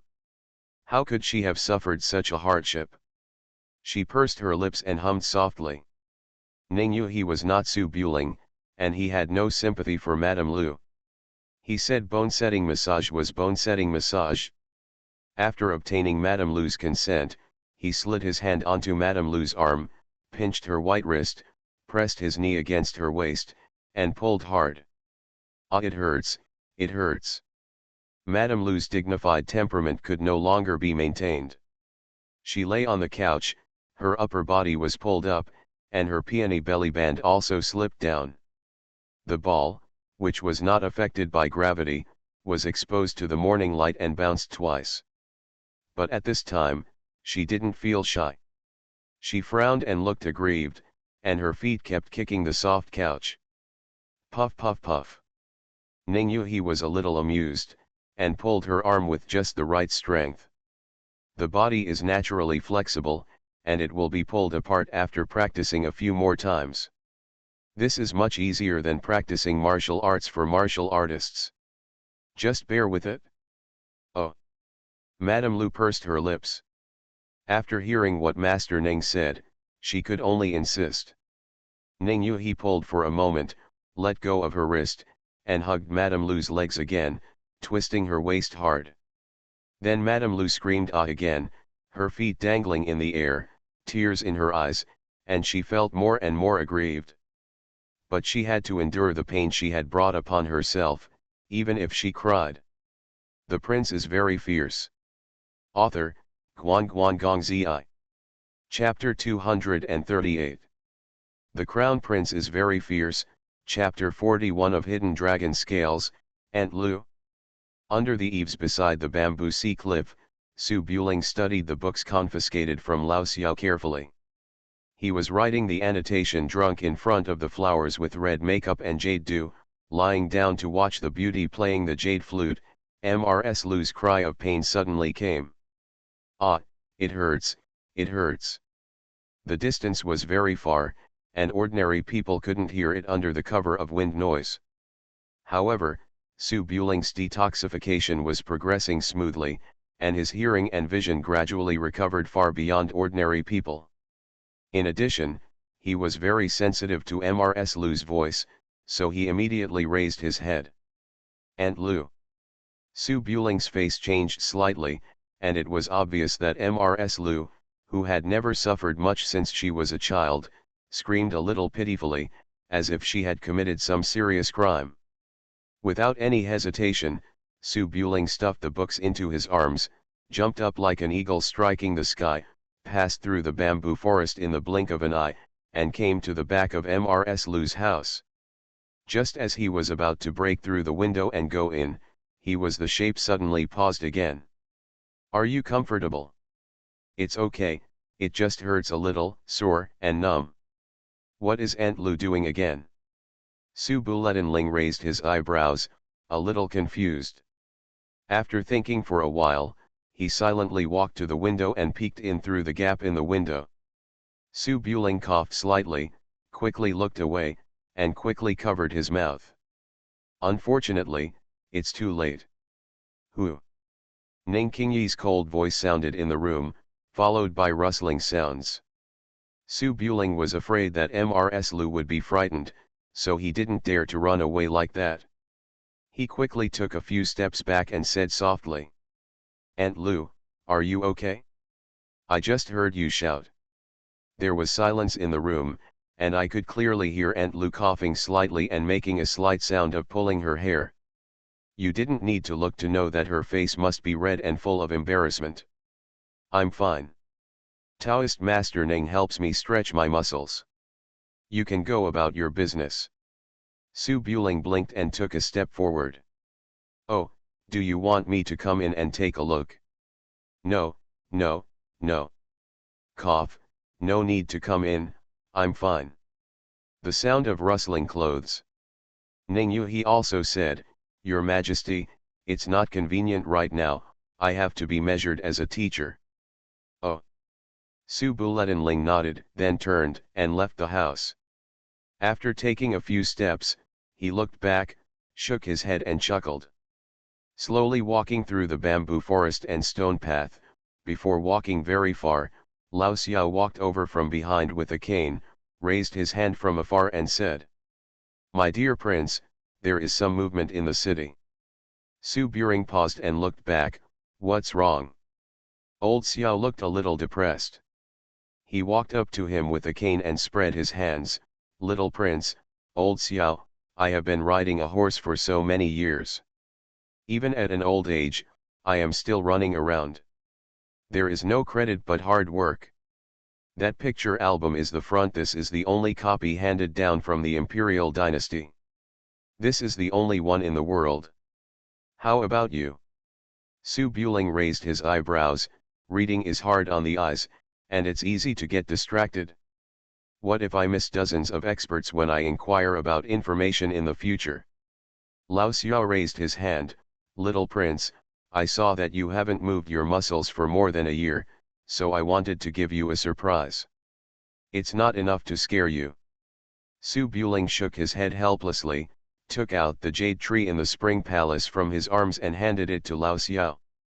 What's going on in the city? Lao Xiao took it with both hands with great care, wiped it with his sleeves before kicking it into his arms. Someone in the city spread the news that the young prince's injury has healed. The younger generation in Chang'an have been coveting the Qingkui golden plaque for many days, and they all rushed to Prince Su's mansion to deliver greeting cards. Their words were very arrogant. What's the saying, just 3 punches and the point won't hurt the prince. It's not easy to chase people away according to the rules. Do you want to refuse or? Su Buling frowned and thought for a moment. The bandits came over and beat me up a few days ago, it must be to test their skills, I'm afraid it will be the same this time. Since I got the antidote, the other party must know that I have recovered a little, and hide it. It's not good to hide them, but I don't have time to accept the posts one by one, let them fight first, and then I will show up after selecting 2 or 3 strong ones. This can be regarded as the rule of the world. If you want to see the real Buddha, you must first go through the door God. You can't accept everyone's posts. Lao Xiao thought this was a good idea and nodded. Okay, then I'll go and find out. In the room in the small courtyard, the atmosphere changed slightly as Su Buling left. Mrs. Lu was lying on the couch, wrapping her breasts in her dress. Her face turned red, but she looked dignified and quiet. She looked at the window on the side and hesitated to speak. Ning Yuhi frowned and stood in front of Mrs. Lu, with a slightly strange expression. Taoist Master Ning, just now, didn't your son see anything just now? Mrs. Lu hesitated for a long time, but couldn't help but ask. She had just been stretched with her hands behind her back, and she was facing the window. If Ling Er saw it, wouldn't she just see it? Mrs. Lu lowered her head and glanced, her face becoming more and more embarrassed. Ning Yuhi's martial arts skills were not as good as Su Buling's, and she was not sure whether Su Buling had deceived the darkroom just now. However, based on her understanding of Su Buling, who was of good conduct and well-informed and courteous, she probably didn't, so she chuckled and said, No, I must have heard Madam's voice and ran over anxiously. Your child is really concerned about Madam. When Mrs. Lu heard this, her expression softened slightly. When she thought about it carefully, Su Buling ran over from the other side after just a few words. This anxiety and concern really warmed people's hearts. Your child has always been like this. His injury has not healed yet. It's time to say hello to him. Speaking of this, Madame Lu twisted her shoulders again. I feel much better after being tossed around by Taoist Master Ning. Does this method work for Ling Er? Ning Yuhi blinked, thought about it, and hesitated a little. It is suitable for both young and old, But, Linger is a man, and massage requires loose clothes, and medicinal wine must be used to show the effect. Although I am a monk. Madame Lu just remembered this. She couldn't let Ning Yuhi, a Taoist nun, serve Su Buling, no matter how close the master and apprentice are. This can't happen, so she apologized a little, said. Well, that's not what I meant. How about Taoist Ning teach me, and then, I'll ask the maid to come. Ning Yuhi nodded, then I'll go buy some medicinal wine these days. Madam, take it and try it, continue. Mrs. Lu's mature and beautiful face showed some entanglement, and there was still some grievance in her eyes, but she had only shown her aggrieved side in front of Su Buling. It was naturally not good to complain in front of outsiders. She slowly lay down again, looking like she was at the mercy of others. Ning Yuhi shook her head and smiled, glanced at the smooth and flawless snow back, and then raised her white hands and pressed Mrs. Lu's shoulders again. Ah, it hurts, it hurts. Shh, I'll attract Linger again later. Thank you for the reward of Chuyi King Mei. Thank you for the reward of Fairy Sister Big and Round. Big guys, please give me your recommendation votes and monthly tickets. Currently, all the rankings are in the top 10 in each category. If I move up a little bit, I will get more exposure. Without any recommendation, I can only rely on this exposure to increase my collection and subscription. Thank you. You are listening to Novels at Bless Up channel. Wish you happiness and luck.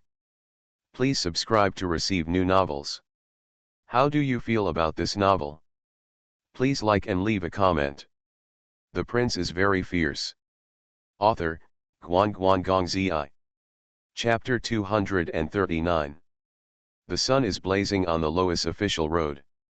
Even though it is just the beginning of April, for travelers who have traveled long distances and have been exposed to the sun for a long time, the tea and wine banners flying across the roadside are far more eye-catching than the embroidered handkerchiefs in the hands of the prostitutes. Fenglingdu, located at the bend of the Yellow River, is 200 miles away from Chang'an. It is the throat of the Northwest and the Central Plains. People must pass through this place when traveling from the south to the north. After the iron eagle hunting deer swept across the world, there was no more Jianghu within hundreds of miles of Chang'an. Fenglingdu seemed to have become the border of Jianghu. Going to Chang'an, no matter if you are a dragon or a tiger, after passing Fenglingdu, you have to be a rough man with your tail between your legs. And coming from Chang'an, you can only stand up straight after passing Fenglingdu. The sun is hanging in the sky, and Fenglingdu town is crowded with people. There are wine shops and brothels everywhere, and the blacksmith shops with swords hanging on them are clanging. There are no majestic and heavy buildings like Chang'an, but only here can you experience the ruggedness of the Northwest. On the official road outside the town, the carriages, merchants and knights, all carried swords and knives, and spoke little. Only a few words were heard from the tea houses on the roadside. Menzi, are you going home? On the dry and cracked Lois official road, Cao Men was holding a stick up to his eyebrows, his robe was tattered and stained with blood. The bamboo chair was still on his back, and the sweat on his body wet the scabby wound. The stinging feeling made people feel uncomfortable, but because of the pill, except for the pain and tiredness, he could bear it. Hearing his mother's voice, Cao Men laughed and turned back. Yes, go home. Going home is good. The voice was very weak, and there was no sound after one sentence. Cao Men waited for a while, put down the bamboo chair on the stone on the side of the road, and looked over. After confirming that he was just asleep, he breathed a sigh of relief and carried the bamboo chair again. After taking a few steps on the hot Lois official road, Cao Men looked back at Chang'an City, which had long disappeared from his sight. He could be cured immediately, but if he went back, he would not survive. Although the two people who followed him had left at some point, Cao Men knew what the consequences would be if he ran back secretly. He was short of money for medical treatment, so he went to inquire about suitable work, and was spotted by the employer and set a trap. Now there must be someone watching near Huishan Hall. As long as he dared to show his head, he would be killed. And that little prince, who was loyal to the world, let him go the first time, but not the second time. If he died, I would not be able to survive alone. Cao Meng panted and looked at the end of the road behind him. He knew he could not go back, but he could not swallow this breath in his heart. He could be cured immediately. Let's go home, block the road. The old lady's voice sounded again, and there was the sound of bells of galloping horses behind him. Cao Meng came to his senses and hurriedly moved a few steps to the side of the road with his stick. However, he injured his left leg on Yufeng Mountain, so he couldn't walk fast. Even though he tried his best to dodge, there was still a huge force coming from behind. The horse brushed past the bamboo chair, and Cao Meng, who was holding the seriously injured body, stumbled and fell to the ground, and the old woman fell out and rolled around. Mom! Cao Meng's face turned pale in an instant. Regardless of the pain on his body and the blood oozing from under the cloth strips, he kneeled and crawled over to drag the old woman up. Fortunately, the bamboo chair cushioned the fall, so the fall was not severe. The old woman's neat white hair was a little messy, and she raised her hand. Mom is fine, don't fight. Snap! A whip sounded from the official road, and the leather whip hit the ragged man's back, instantly tearing a hole in the already tattered cloth, revealing the blood-stained wound cloth underneath. Are you deaf? You can't hear from such a distance. On the official road, a man in black riding a tall horse stopped in the middle of the road, holding a whip and looking furious. The man had a sword and jade pendant hanging from his waist, full of nobility. There were more than a dozen horses behind him. In the middle was a middle-aged man with black and white hair, a jade crown on his head, a cloud-patterned long sword hanging from his waist, a beard on his chin and a hooked nose. He looked quite imposing, and other travelers on the road had already avoided him. The man holding the whip saw the sloppy man kneeling on the ground without turning back or speaking, and with annoyance in his eyes, he said, "Why don't you get out of here?" He raised his hand and whipped again. Snap! The strong wind suddenly rose, and the stick sounded like a dragon's roar. This time, it was the whip sound of the stick. Cao Meng knelt on the ground without getting up, holding the old woman with one hand, and swept the stick in his hand towards the horse behind him. With a crisp sound of click, the four legs of the horse were immediately broken, and the fierce horse fell on the lowest official road with a wail. The man in black fell to the ground, unable to hide his surprise in his eyes, and rolled and crawled back a few steps. The dozen horses behind all retreated with their front hooves or fear, and more than a dozen people changed their colors, and drew their swords with swish swish swish. Although the merchants and knights on the official road were surprised by the skills of the sloppy man, no one dared to stop him, and they all retreated a little. This is how the martial arts world works. If you have the ability, you can help others when you see injustice.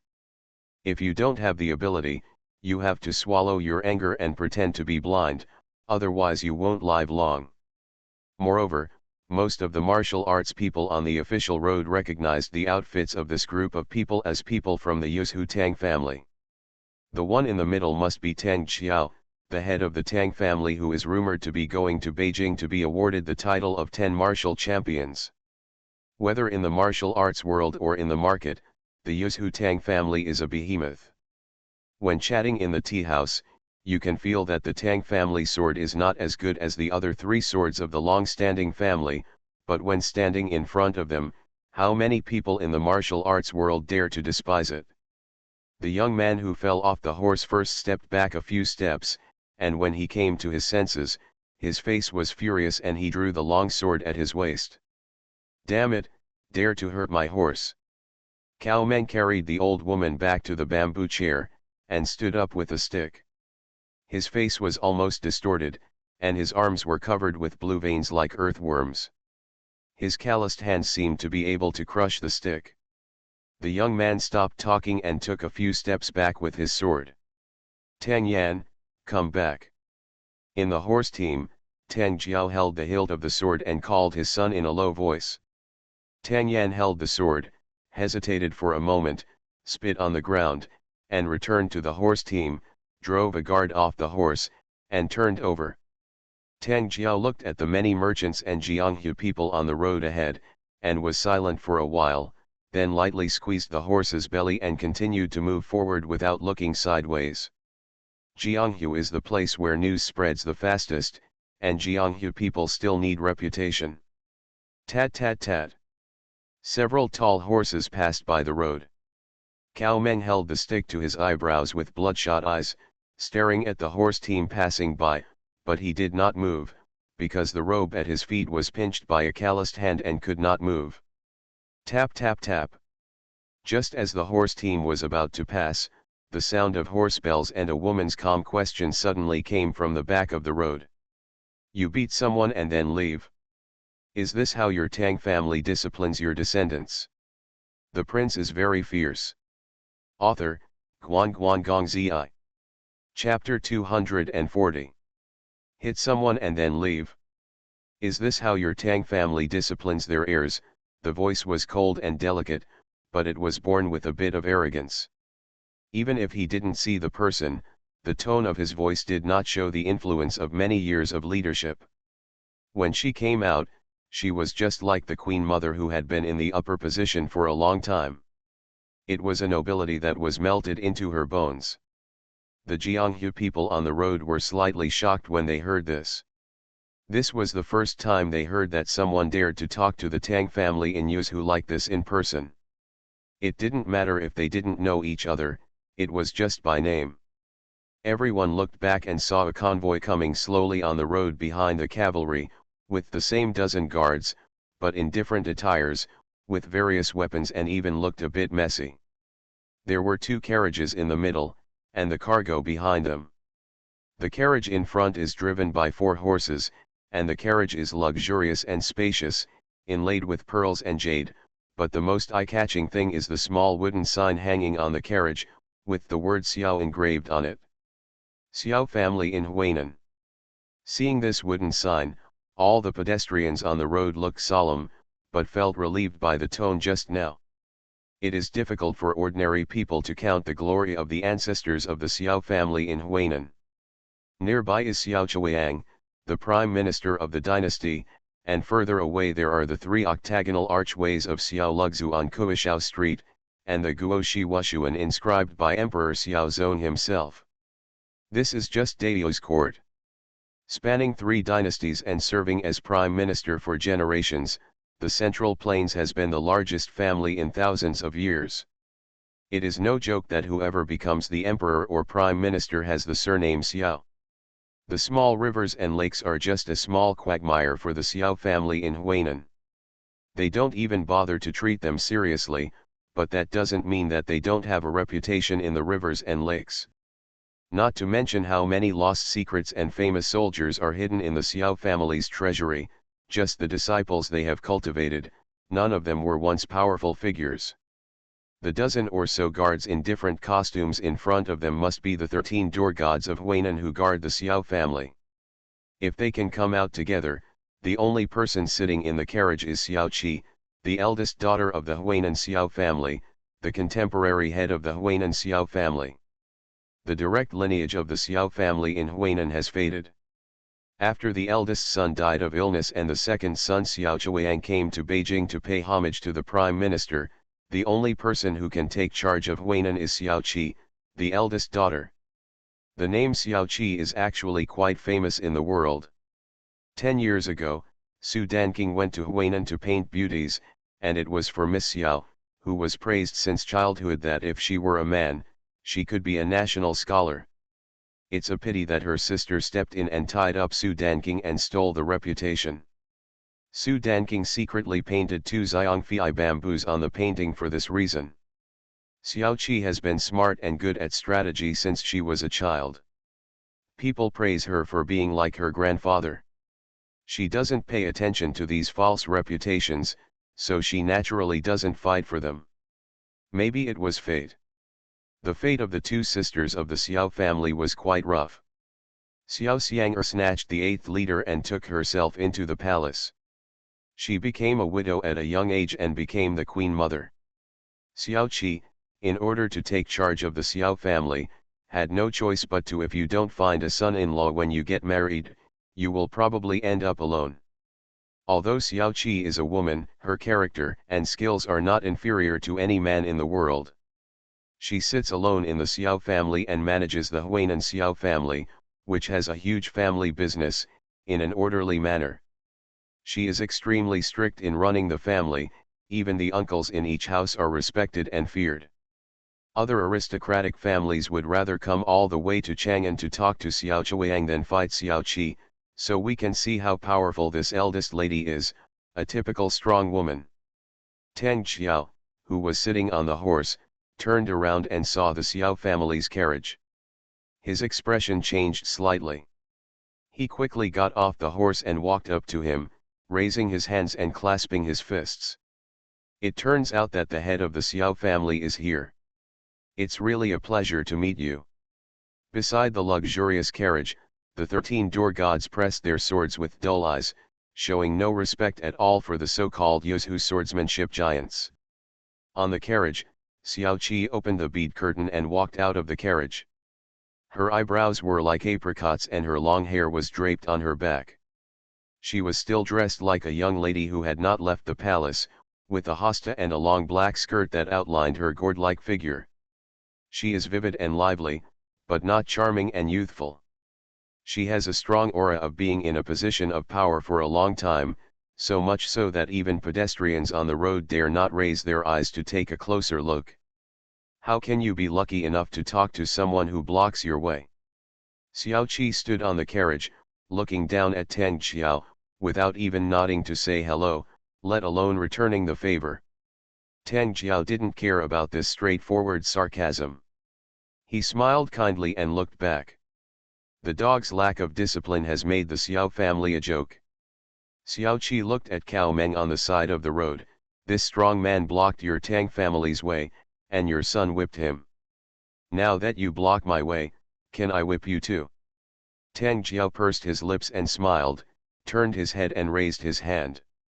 Tang Sun, come here.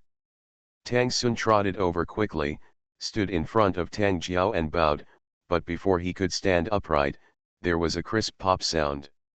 Tang Sun was slapped on the side of his face. Tang Sun stumbled and fell on the lowest official road. Blood oozed from the corners of his mouth. He quickly got up and stood upright again. He lowered his head and clenched his fists without saying a word. Tang Jiao looked up at Xiao Qi on the carriage and smiled softly. I have already been disciplined. My Tang family is from the Jianghu family, and my tutoring is naturally not as good as that of Xiao, who has been the prime minister for generations. Thank you, Miss Xiao, for reminding me. Xiao Qi glanced at it, and then nodded slightly. The Tang family master is very open-minded. I still have to go to Huashan, so there is a different way. See you in the capital.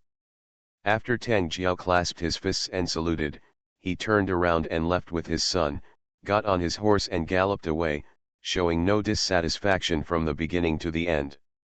Xiao Qi stood on the carriage, watching the cavalry go away, and said in a calm voice. This Tang Jiao is quite tolerant. Next to the carriage, Hua Jingting, the great butler of the Xiao family in Huainan, white paper fan, waved his fan and smiled and thought. Tang Jiao is not a man of the underworld. If he pursues a career in politics, he will probably achieve more than the top 10 martial arts champions. At least he can become a third-rank eunuch in front of the emperor. Ha ha ha. The surrounding guests all sneered, obviously agreeing with this statement. Xiao Qi was not interested in this joke, and his eyes turned to the mother and son who were still standing by the road. Are you Thunder God Stick Cao Meng? Cao Meng raised his hand and clasped his fists to perform a Jianghu salute. Thank you, young lady, for your help. Xiao Qi nodded slightly and looked at the old woman leaning on the bamboo chair. Go and have a look. Hua Jingting, who was wearing a scholar's shirt, turned over and dismounted, walked to the front and squatted, raised his hand to check the old woman's wrist, then raised his head and looked at Cao Meng. Years of hard work have damaged the foundation. It will take at least half a year to recover. You are good at using the Yaksha stick. You are still young. Do you want to come to the Xiao mansion to do business? Cao Meng held the stick and hesitated for a moment. I already owe you 2 lives. It's not easy to repay. Xiao Qi walked back to the carriage and said calmly, it's enough to remember the favor. Don't force it. Send your mother home. The elderly believe in returning to their roots. Cao Meng looked at his drowsy mother, raised his hand and saluted again, then took the medicine and prescription from Hua Jingting, and stood by the roadside watching the convoy go away.